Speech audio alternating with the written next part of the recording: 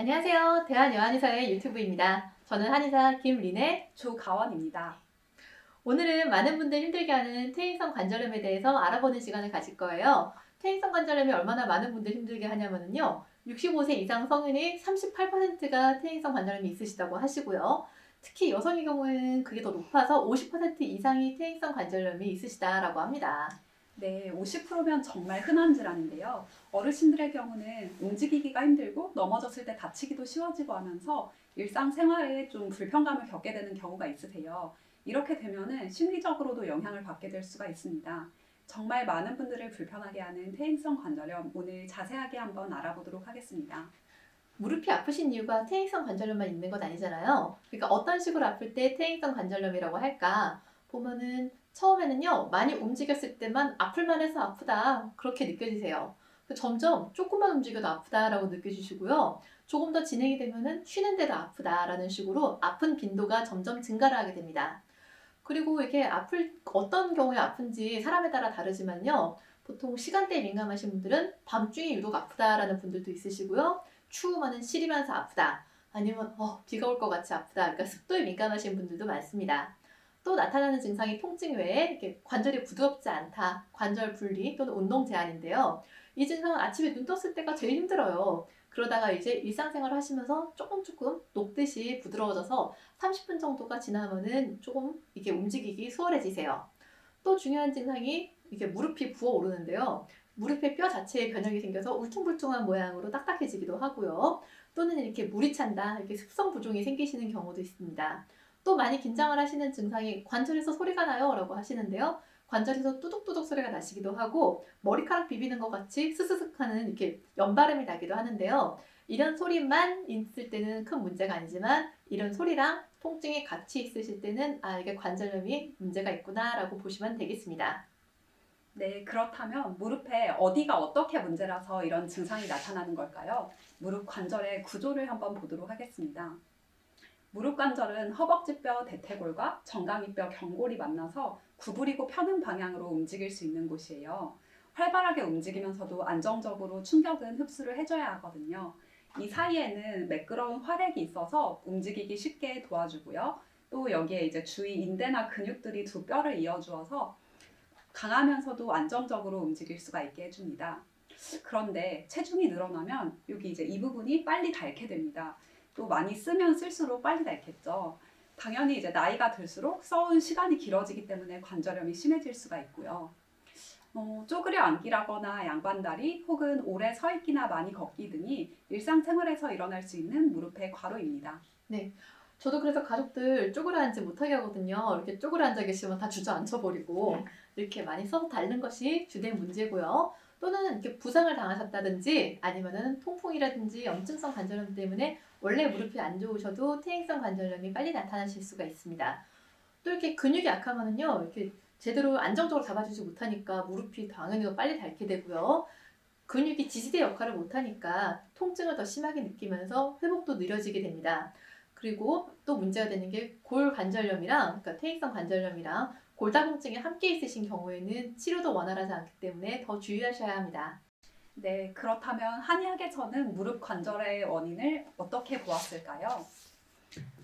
한의학에서 보는 무릎 관절염의 원인은 무릎은 근육의 모임이니 굽히고 펴지 못하고 걸을 때 구부정한 것은 근육이 상한 것이다 라고 보았습니다. 무릎의 통증은 근육, 나아가 근육을 주관하는 장기인 간기의 부족이라고 보았거든요. 또 노년에 간과 심장의 기가 부족해지면 뼈와 근육이 부드럽게 움직이지 못하면서 통증이 생긴다라고 보았습니다. 무릎 관절은 급격한 외부 날씨의 변화나 추위, 습기의 영향을 받고요. 그래서 치료하기 위해서는 간신의 경락을 따뜻하게 소통시키고 붓기와 습을 제거해서 통증을 줄여야 한다라고 보았습니다. 네. 그래서 저희가 치료할 때도 이런 이론에 따라서 치료를 하게 되는데요. 제일 기본적인 치료로 잘 알려진 것이 침치료가 있겠죠. 무릎의 전침 치료를 4주간 하면서 MRI로 무릎을 관찰을 해보면요. 관절이 재생된 것을 확인할 수 있다라는 연구 결과가 있어요. 그래서 미국에서 임상치료 지침을 보면은 비수술적인 치료 방법으로 침치료를 권장을 하고 있고요. 또 영국에서 퇴행성 관절염이 진행이 돼서 인공관절 수술을 할 계획인 환자들을 대상으로 해서 침치료를 12주간 했거든요. 그랬더니 8명 중에 1명꼴로 회복이 많이 됐기 때문에 수술까지는 필요 없어요 단계까지 회복이 되었다고 합니다. 이렇게 침 치료는 비수술적인 치료로 먼저 좋은 선택지고요. 수술을 앞둔 단계에서도 먼저 시도를 해보실 수가 있고요. 혹은 이미 수술을 하신 분의 경우에도 재활 단계에서 안전하게 하실 수 있는 치료 방법입니다. 네, 무릎이 아프실 때는 뜸도 참 좋은 치료 방법인데요. 뜸은 약재를 태울 때 나오는 성분과 열이 합쳐져서 치료 효과를 보일 수가 있습니다. 무릎 관절에 2주간 꾸준히 뜸 치료를 하였을 때 통증이 줄어들고 움직이는 범위라거나 생활 불편감 해소에 많이 도움이 되었다라는 연구 결과가 있는데요. 뜸은 아프지 않고 부작용이 적어서 꾸준하게 하시면 굉장히 좋은 치료법입니다. 또 약침의 경우도 무릎 치료에 많이 도움이 되는데요. 염증을 감소시키고 진통 효과가 있는 봉약침이라거나 녹용약침, 자악어 약침도 많이 활용을 하고 있어요. 경우에 따라서는 매선요법도 활용을 하고 있습니다. 네. 이렇게 저희가 무릎에 직접 하는 치료들에 대해서 얘기를 드렸는데요. 먹는 약도 활용을 많이 하죠. 방귀라든지 의인같이 습을 뺀다. 그러니까 부종을 줄이는 치료를 해서 무릎 자체의 부종도 줄여주고 몸이 붓는 것을 막아서 무릎의 부담도 줄이게 됩니다. 또는 강활이나 독활, 위령선 같은 약재들은요. 염증을 억제하고 통증을 완화시켜 주기 때문에 활용을 많이 하고요. 이렇게 관절이 아니라 저희가 근육으로 접근을 해서 작약이라든지 갈근 같은 약재들을 활용해서 치료를 할 수도 있어요. 이런 약재들을 선택을 할 때는 환자 본인의 몸 컨디션이라든지 소화 상태를 같이 고려해서 처방을 하고요. 일부 약재들은 연구가 많이 진행이 돼서 이미 제제의 형태로 활용을 할 수 있어요. 그러니까 먹는 알약이라든지 시럽 같은 약재로도 활용을 할 수 있습니다. 네, 한의원에 내원을 하시면 이렇게 다양한 치료를 접하실 수가 있고요. 그렇지만 무릎의 경우는 일상생활에서 잘 관리를 하시는 것도 굉장히 중요하거든요. 적절한 운동을 하셔야 증상도 나아지고 재발을 막을 수가 있습니다. 운동을 하시게 되면 관절 주위로 영양 공급이 활발해지면서 관절의 윤활유 역할을 하는 활액의 질이나 분포가 좋아지게 됩니다. 또 이제 운동을 하실 때 관절 주위 근육이 강화가 되면서 무게로 인한 충격이 완화가 되고 연골의 부피라거나 성분도 더 개선이 되거든요. 운동을 하실 때 무릎 주위를 강화하려면 허벅지 앞쪽 대퇴사두근을 강화하는 운동을 하는 게 가장 중요하시거든요. 무릎 운동을 하실 때 이제 대퇴사두근을 키우는 운동에는 앉아서 다리 뻗기라거나 누워서 엉덩이를 드는 브릿지 운동, 엎드려서 다리 들기, 옆으로 다리 들기 같은 동작들이 허벅지에 도움이 되는 운동입니다. 또 적당히 유산소 운동을 해주시는 것도 좋거든요. 가벼운 걷기라거나 수영 또는 이제 물속에서 걷기나 자전거 타기, 태극권 등과 같은 운동을 꾸준히 하시면 통증도 줄어들고 일상생활을 수행하는 능력도 좋아지고 스트레스도 완화가 됩니다. 운동은 가급적 매일 하시는 게 가장 좋지만 매일 하시기가 좀 어렵다 하실 경우 일주일에 2-3번 정도라도 운동을 하고 안 하고는 굉장히 차이가 크거든요. 또 이제 운동을 하실 때는 한 6주에서 8주 정도는 꾸준히 하실 필요가 있습니다. 네, 이렇게 운동이 굉장히 중요한데요. 근데 운동도 중요하지만 운동하다 다치시지 않는 것도 중요하거든요. 저는 그래서 이렇게 강하게 뛴다든지 하는 식으로 무릎에 충격을 주는 운동을 하지 않으시도록 권하고요. 특히 제가 자주 얘기 드리는 게 등산은 피하시는 게 좋습니다. 왜냐하면 등산은 사람이 올라갈 때보다 내려갈 때가 무릎에 더 부담이 크거든요. 그러니까 올라갈 때는 괜찮은데 하고 올라갔다가 이렇게 내려가는 길이 아프면은 이제 수습하시기 힘든 거죠. 그래서 운동하실 때는 가급적 평지에서 운동을 하시기를 권하고요. 일상생활에서 특히 그 자세를 어떻게 취하는지에 따라서도 무릎의 부담이 많이 달라지거든요. 우리가 서 있을 때보다 걸어 다니면은 3.5배 정도 충격이 오고요. 계단을 내려갈 때는 7배, 특히 쪼그려 앉을 때 이때는 9배 정도 충격이 옵니다. 그렇기 때문에 바닥에 쪼그려 앉지 말고 의자에 꼭 앉으시는 것이 좋고요.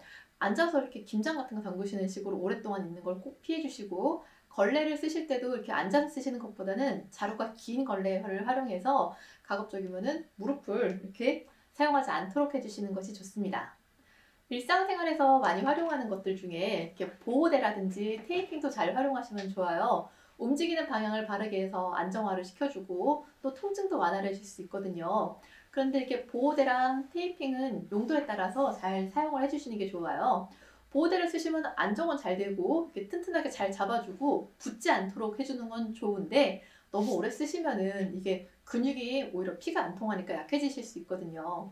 그래서 어떨 때 쓰라고 권해드리냐면요. 그 급성계 다친 지 얼마 안 됐을 때 쓰는 경우도 있고요.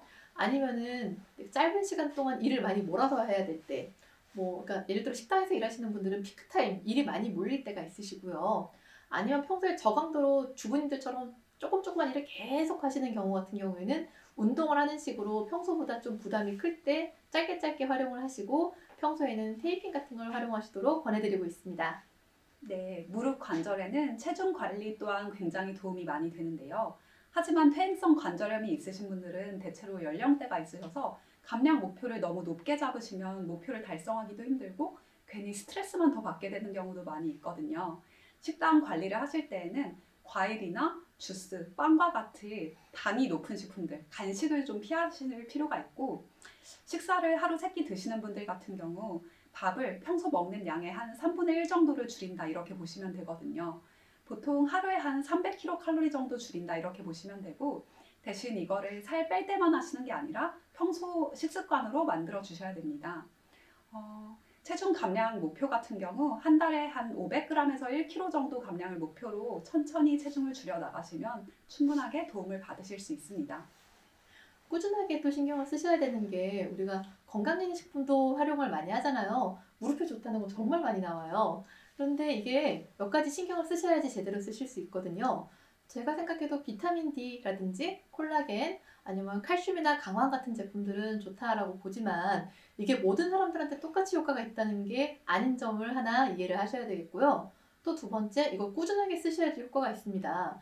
예를 들어 비타민 D 같은 거는 6개월 정도 사용했을 때 효과가 좋다라고 보고요. 이 중에 강황이 좀 짧은데 강황도 한 2달, 8주 정도는 활용을 하셔야지 효과를 확인할 수 있다라고 하거든요. 그러니까 이거 먹고 효과가 없네, 저거 먹고 효과가 없네, 너무 실망하시지 마시고 꾸준하게 잘 활용을 해보시면서 보시는 것이 좋습니다.